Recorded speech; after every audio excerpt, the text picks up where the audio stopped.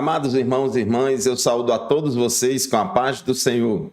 Eu sou o pastor Fábio Henrique, superintendente-geral da Escola Bíblica Dominical da Assembleia de Deus em Mossoró, no Rio Grande do Norte, e você está no programa EBD em Síntese. O programa EBD em Síntese é de responsabilidade do Departamento de Ensino Bíblico por meio da Superintendência Geral da Escola Bíblica Dominical. Este programa vai ao ar semanalmente por todo o sistema de comunicação da Assembleia de Deus em Mossoró, Rádio Libertadora, FM 96.3, TV AD e o canal da nossa igreja no YouTube, AD Mossoró Oficial. Estamos aqui para estudar mais uma lição da Escola Bíblica Dominical deste segundo trimestre do ano de 2025, lições bíblicas baseadas no Evangelho de João. E o Verbo se fez carne, Jesus sob o olhar do apóstolo do amor. Hoje nós vamos estudar a 12ª lição, a penúltima lição deste trimestre, que tem como título do julgamento à ressurreição. O texto áureo da nossa lição de hoje se encontra em João, capítulo 19, versículo 30, que diz assim: E quando Jesus tomou o vinagre, disse: Está consumado. E inclinando a cabeça, entregou o Espírito. E a verdade prática declara assim: Na cruz, Jesus triunfou sobre o pecado. Na ressurreição, conquistou a vitória sobre a morte. A nossa leitura bíblica em classe de hoje se encontra em João, capítulo 19, versículos 17, 18, e também do versículo 28 ao 30, e também em João, capítulo 20, versículos de 6 a 10. Meus irmãos, o Evangelho de Jesus Cristo, segundo escreveu João, ao narrar o sacrifício e a vitória de Jesus, revela a concretização do plano redentor de Deus. Na lição de hoje, nós temos 3 objetivos com esta lição. Primeiro, descrever o contexto da prisão e condenação de Jesus. Segundo, explicar o significado teológico da crucificação, morte e sepultamento de Jesus. E o terceiro objetivo é incentivar a todos nós a celebrarmos a ressurreição de Cristo como uma vitória de Cristo sobre o pecado e a morte.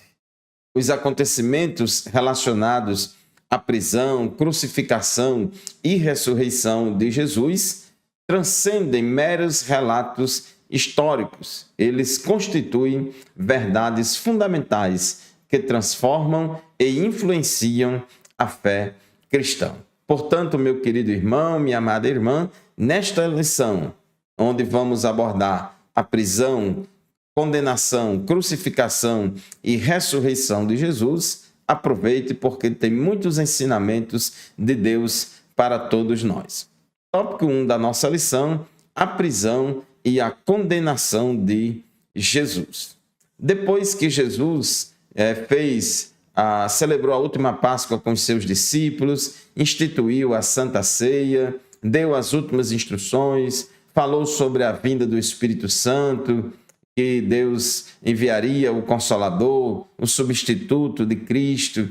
Jesus, depois disso, ele atravessou o ribeiro de Cedron, ele saiu de Jerusalém, da cidade de Jerusalém, atravessou o ribeiro de Cedron e foi até o jardim do Getsêmani, que fica no Monte das Oliveiras. O Monte das Oliveiras fica a leste de Jerusalém, bem de frente a Jerusalém.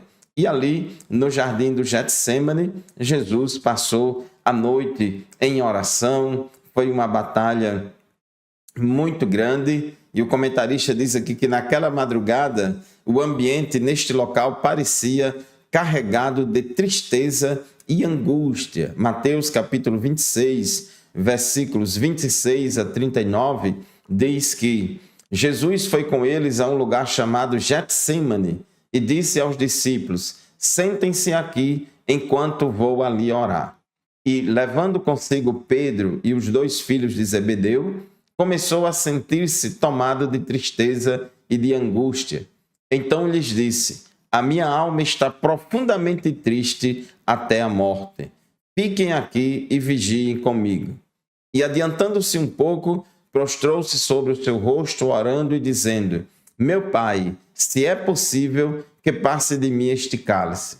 Contudo, não seja como eu quero, e sim como tu queres. Estas foram as palavras de oração dirigidas a Deus Pai ali no jardim do Getsêmani. A agonia de Jesus foi tão grande que o evangelista Lucas diz que ele começou a sentir-se tomado de tristeza e de angústia, a ponto de se expressar diante de Deus, dizendo: a minha alma está profundamente triste até a morte, ou seja, a ponto de morrer. Mas ele continuou orando e continuou falando com Deus naquela ocasião.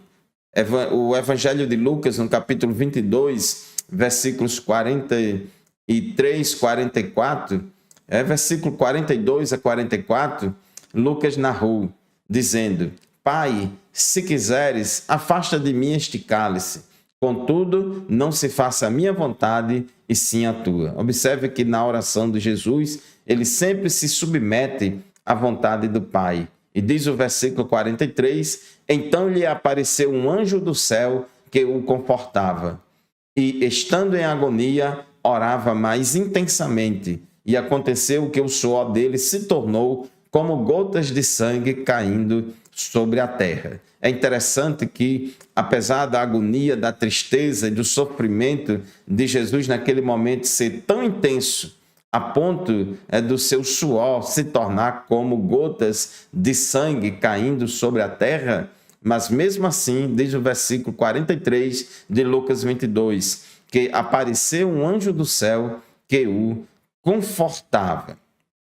Os soldados, enquanto Jesus estava ali no Getsêmani, os soldados romanos e os membros da guarda do sumo sacerdote foram guiados por Judas Iscariotes até ao local onde Jesus se encontrava com os seus discípulos. Nós observamos isso em João, capítulo 18, versículos 3 a 8, que, tendo, pois, Judas recebido a escolta e alguns guardas da parte dos principais sacerdotes e fariseus, chegou a esse lugar com lanternas, tochas e armas. Então Jesus, sabendo de tudo que ia acontecer com ele, adiantou-se e perguntou-lhes: a quem vocês estão procurando?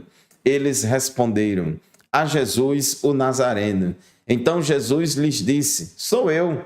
Ora, Judas, o traidor, também estava com eles. Quando Jesus lhes disse: sou eu, recuaram e caíram por terra. Jesus de novo lhes perguntou: a quem vocês estão procurando? Responderam: a Jesus, o Nazareno. Então Jesus disse: já lhes falei que sou eu.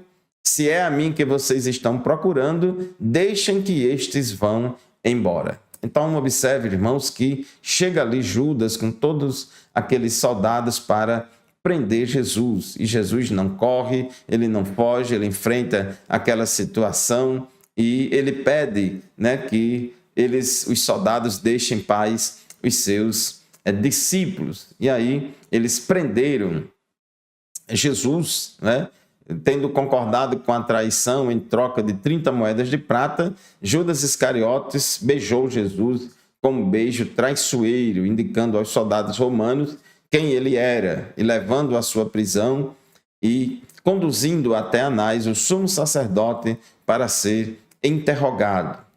Em seguida, depois de ter sido agredido, Jesus foi levado perante o governador Pôncio Pilatos. Foi toda uma noite de julgamentos, de açoites, de interrogatórios. Foi muito difícil aquela situação. Então Jesus foi levado preso ali por aqueles soldados e ele teve que ser interrogado por eles. Ele compareceu diante de Anás, diz o texto de João 18, versículo 12 a 13, que assim a escolta, o comandante e os guardas dos judeus prenderam Jesus e o amarraram. Então o levaram primeiro a Anás, sogro de Caifás, sumo sacerdote naquele ano. Ora, a Caifás era quem havia declarado aos judeus ser conveniente morrer um homem pelo povo. Então teve toda essa situação. Então Anás interroga Jesus, né? Depois Jesus vai ser interrogado, João capítulo 18, versículo 28 a 35, Jesus é interrogado por Pôncio Pilatos, o governador romano, autoridade romana. Os judeus não tinham permissão dos romanos para executar ninguém, então tinha que passar por uma autoridade romana. Depois levaram Jesus, diz João 18, 28 em diante, que levaram Jesus da casa de Caifás para o pretório.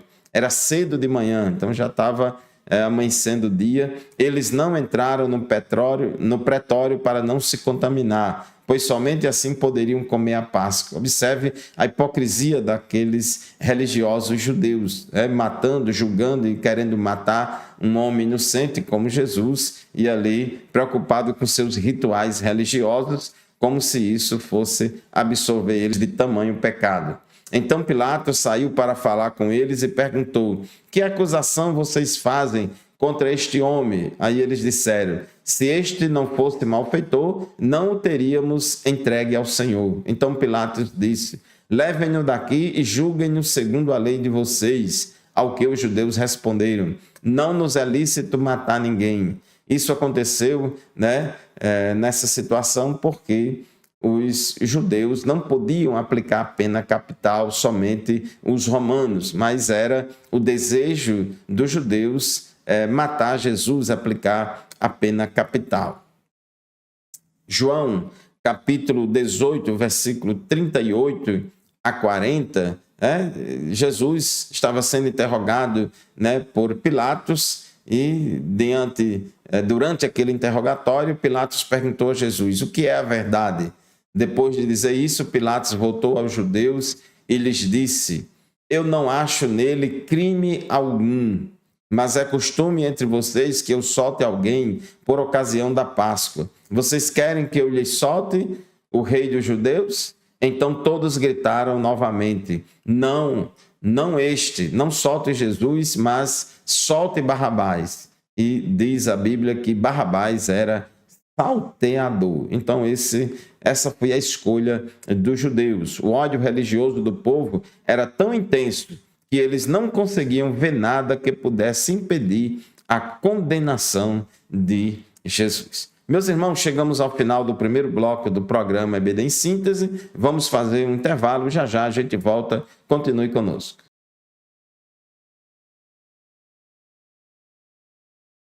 Meus irmãos, estamos de volta com o segundo bloco do programa EBD em Síntese.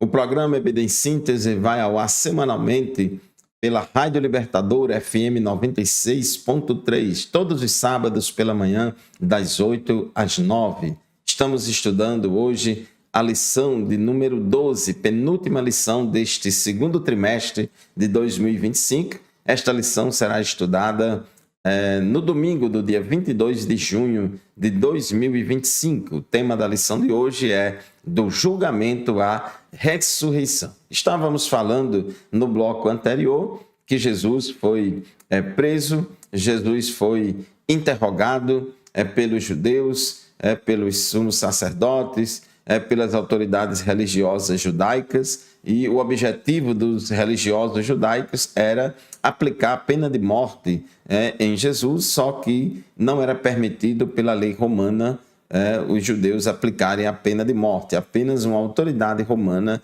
que tinha o poder de decidir sobre a pena capital de alguém. Então eles levaram Jesus depois para ser interrogado por Pôncio Pilatos, e Pôncio Pilatos ainda sugeriu que poderia soltar Jesus, mas infelizmente o povo escolheu soltar Barrabás e pediu a condenação de Jesus. Diz o tópico 1.3 da nossa lição que Pilatos mandou que Jesus fosse açoitado e posteriormente os soldados romanos, para o humilhá-lo ainda mais, colocaram sobre a sua cabeça uma coroa de espinhos afiados, provocando muitos ferimentos e fazendo escorrer sangue pelo rosto de Jesus. Essa era uma maneira de escarnecer da sua suposta realeza, porque ali estavam acusando Jesus de insurreição contra o Império Romano, dizendo que Jesus tinha falado que é o rei dos judeus.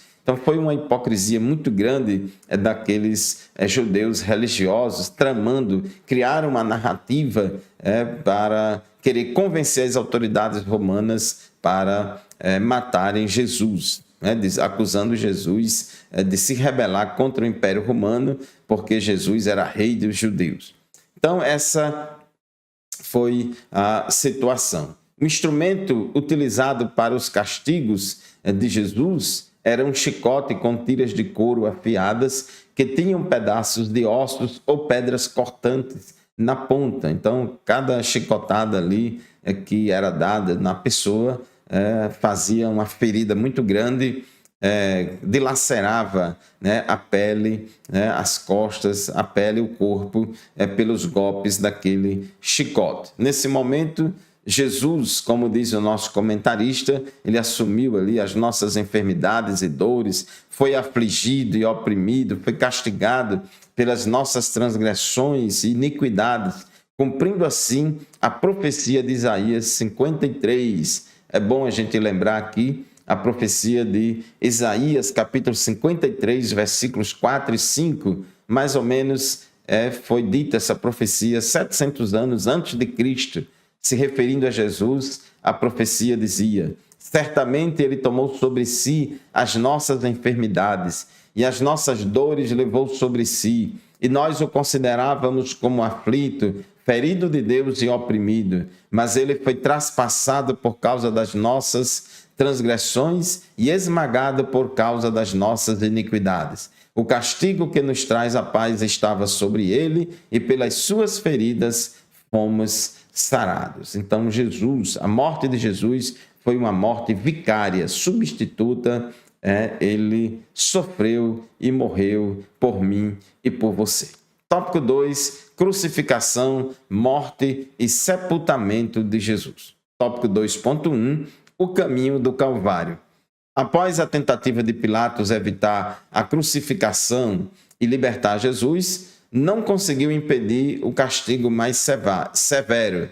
Finalmente, no versículo 16, é lido em João 19:16. Então, entregou-lhe para que fosse crucificado.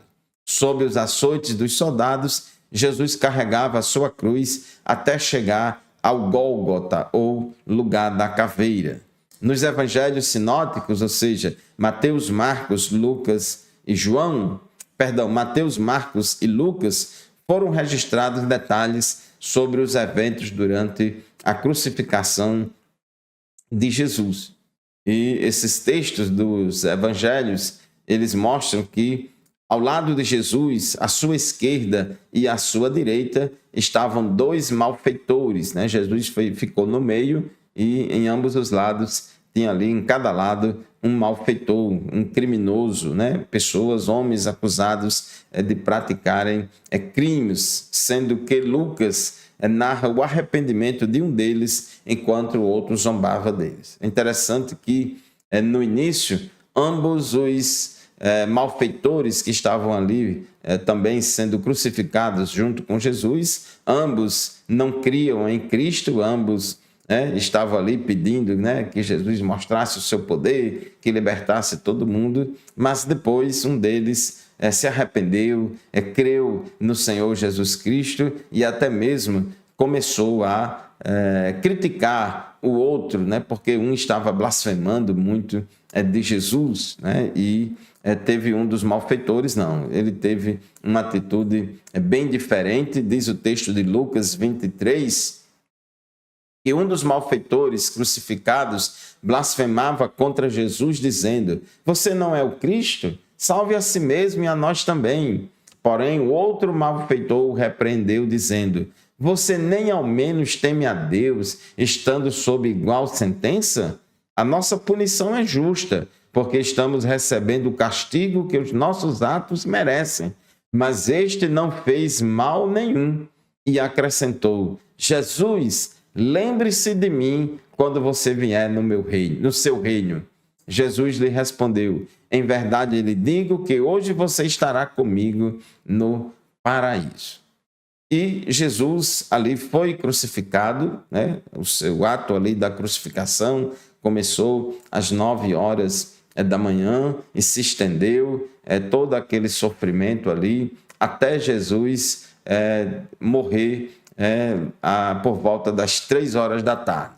Como homem, segundo o tópico 2.2, como homem, Jesus experimentou a sede, que foi a sua última necessidade humana antes de morrer. Em João 19, versículo 28, Jesus disse: depois, vendo Jesus que tudo já estava consumado, para que se cumprisse a escritura, disse: tenho sede. E estava ali um vaso cheio de vinagre. Embeberam de vinagre uma esponja e, fixando-a num caniço de sopo, aproximaram a esponja da boca de Jesus. Quando Jesus tomou o vinagre, disse: está consumado.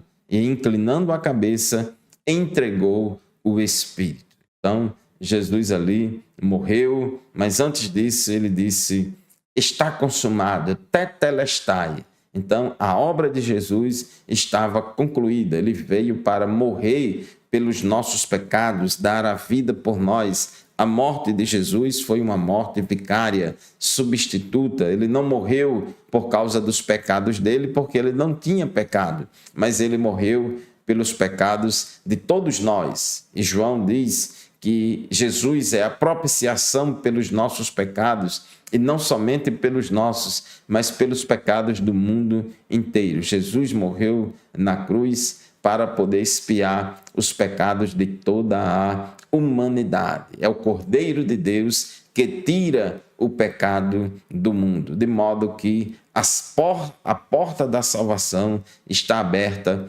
para todas as pessoas, porém, só serão salvas aquelas que de fato receberem a Jesus Cristo como seu único e suficiente Salvador e se arrepender dos seus pecados. Tópico 2.3, o sepultamento.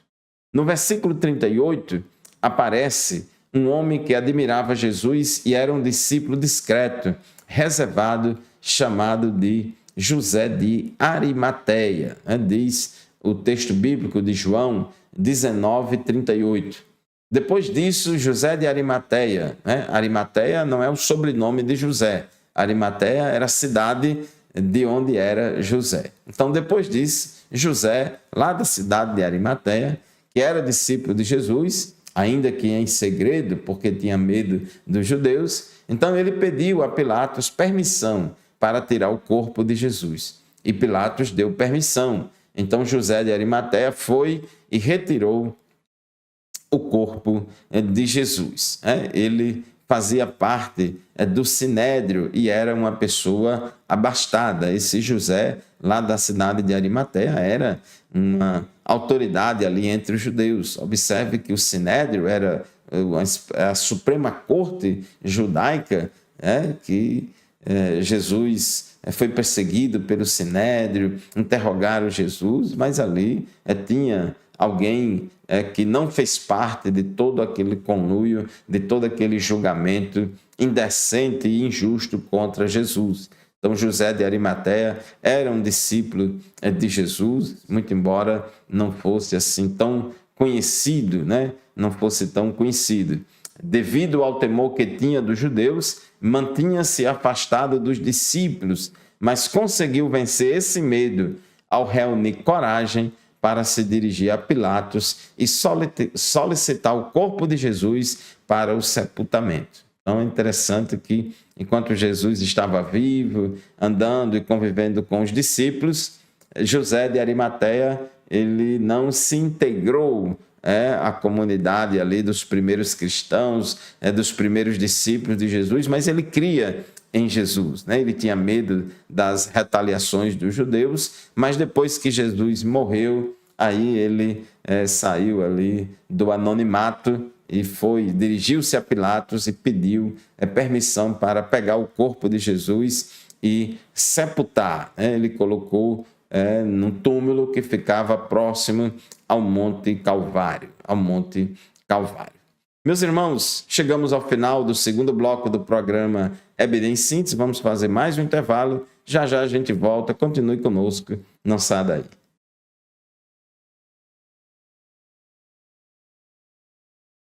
Amém, meus irmãos. Estamos de volta para o terceiro e último bloco do programa EBD em Síntese de hoje. Estamos estudando a lição de número 12 da Escola Bíblica Dominical da classe de adultos. A lição de número 12 tem como título Do Julgamento à Ressurreição. Desde já, eu quero aqui incentivar você para participar da Escola Bíblica Dominical. Seja um aluno assíduo e dedicado à Escola Bíblica Dominical, você e sua família. É uma bênção a Escola Bíblica Dominical para todos nós.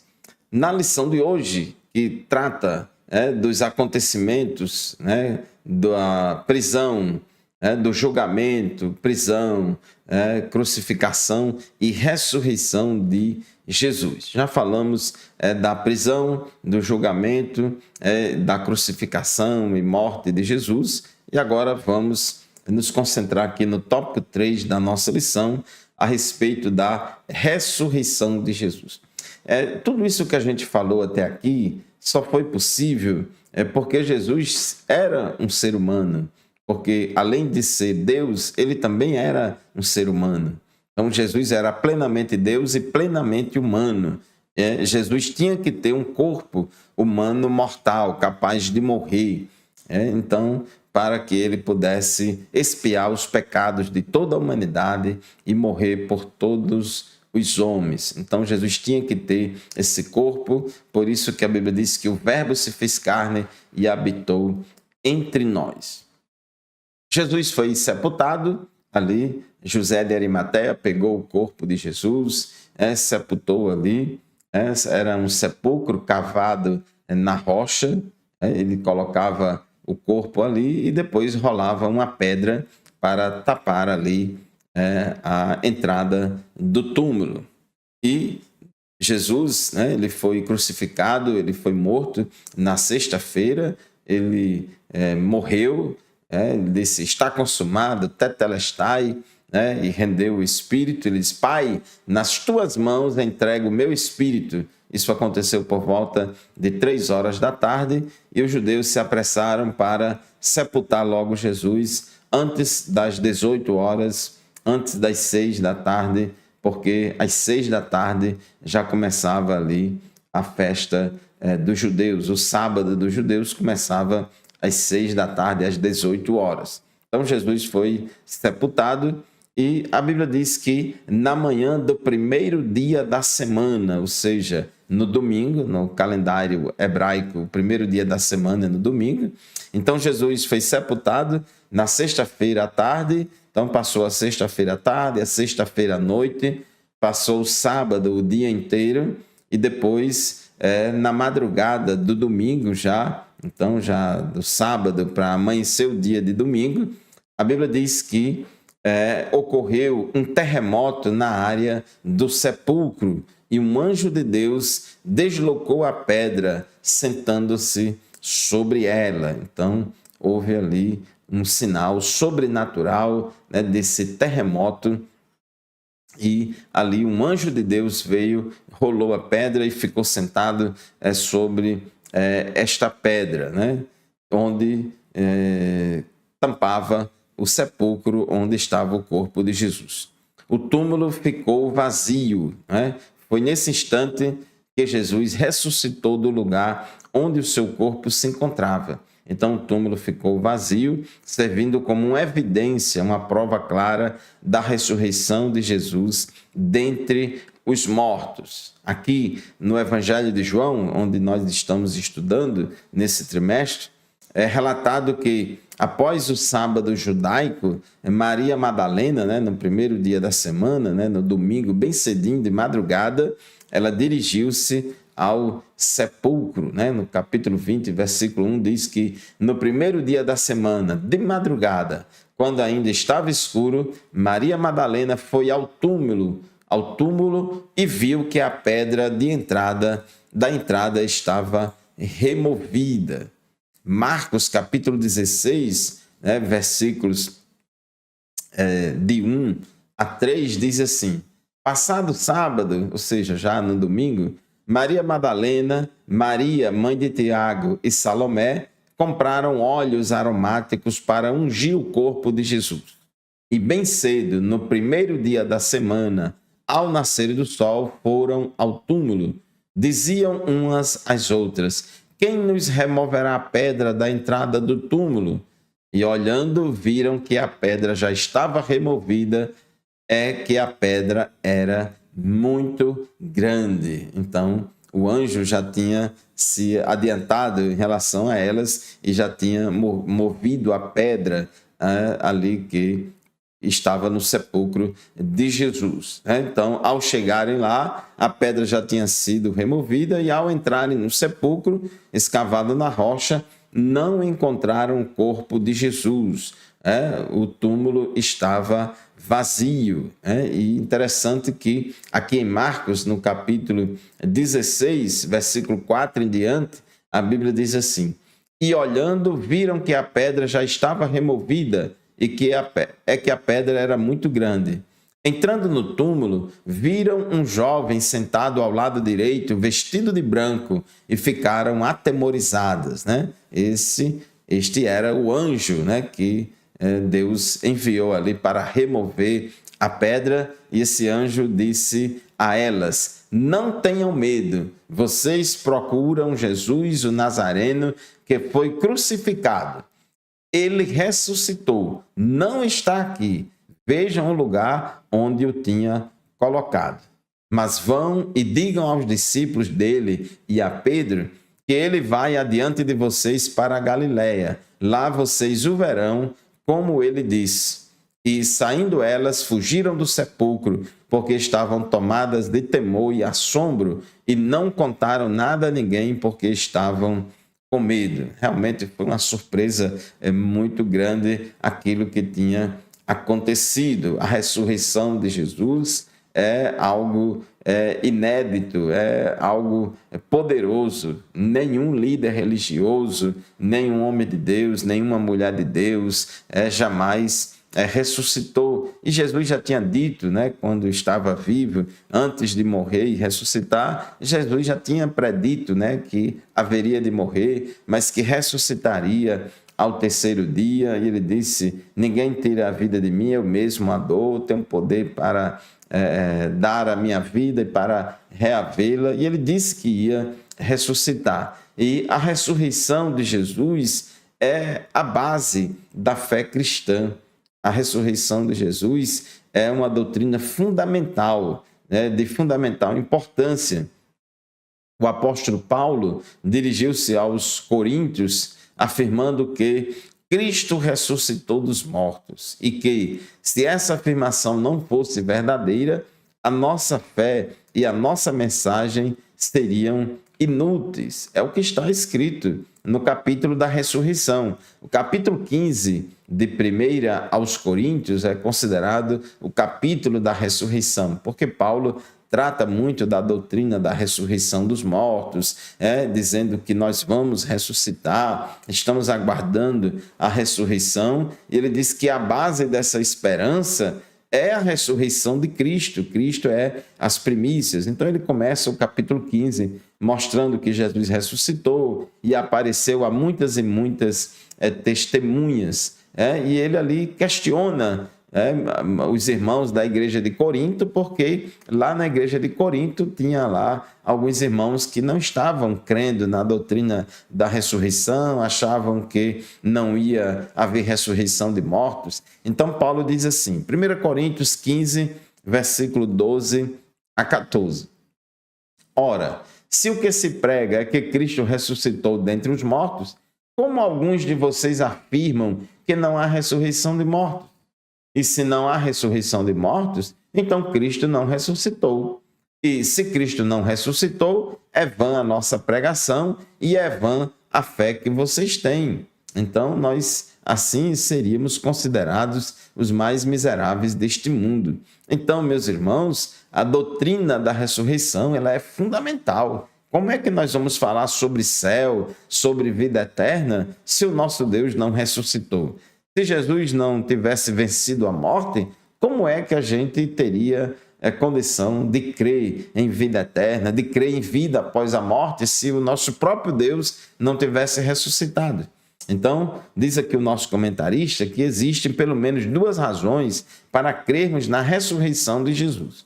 A primeira baseia-se nas palavras do próprio Jesus, que afirmara ser necessário que ele ressuscitasse dentre os mortos. E a segunda razão é o fato de Pedro e João terem verificado que Jesus já não estava no sepulcro quando souberam do túmulo vazio.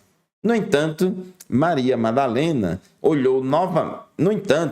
quando Maria Madalena olhou novamente para dentro do túmulo e viu dois anjos de Deus que lhe asseguraram que Jesus estava vivo, ela não conseguiu imaginar que seria a primeira pessoa a contemplar Jesus ressuscitado, né? A primeira testemunha da ressurreição de Jesus foi Maria Madalena. A Bíblia diz que Jesus ressuscitou ao terceiro dia e apareceu primeiramente a Maria Madalena. Inclusive, Jesus deu instruções a Maria Madalena para falar, comunicar aos discípulos que Jesus estava vivo e que brevemente os discípulos teriam a oportunidade de também verem Jesus. Tópico 3.3. O Cristo ressurreto quebra a incredulidade. Jesus apareceu diversas vezes aos seus discípulos e, numa determinada ocasião, Jesus apareceu entre os discípulos no primeiro dia da semana, no domingo. Ele surgiu no meio deles e disse: "Paz seja convosco." Em outras ocasiões, também Jesus se manifestou aos seus discípulos antes da sua ascensão aos céus. O capítulo 15 de 1 Coríntios, versículo 3 a 8, fala de diversas aparições de Jesus após a sua ressurreição. Ele passou ainda aqui 40 dias na terra depois que ressuscitou e logo em seguida, após esses 40 dias, ele voltou para o céu, né? Teve a ascensão de Cristo. Então, meus irmãos, concluindo, a ressurreição de Jesus é o evento mais significativo do Novo Testamento. Este acontecimento concretiza a nossa esperança na ressurreição do corpo. Assim, à luz desse fato, somos encorajados a manter a nossa fé, pois depositamos a nossa esperança naquele que triunfou sobre a morte de forma definitiva. Muito bem, assim chegamos ao final de mais um programa EBD em Síntese. Eu agradeço a você pela sua audiência e lembre-se, este programa e nenhum outro substitui a aula presencial da qual participamos todos os domingos pela manhã lá na nossa classe da Escola Bíblica Dominical, lá na nossa congregação. Deus abençoe você e a sua família, a paz do Senhor e até o próximo programa, se Deus quiser.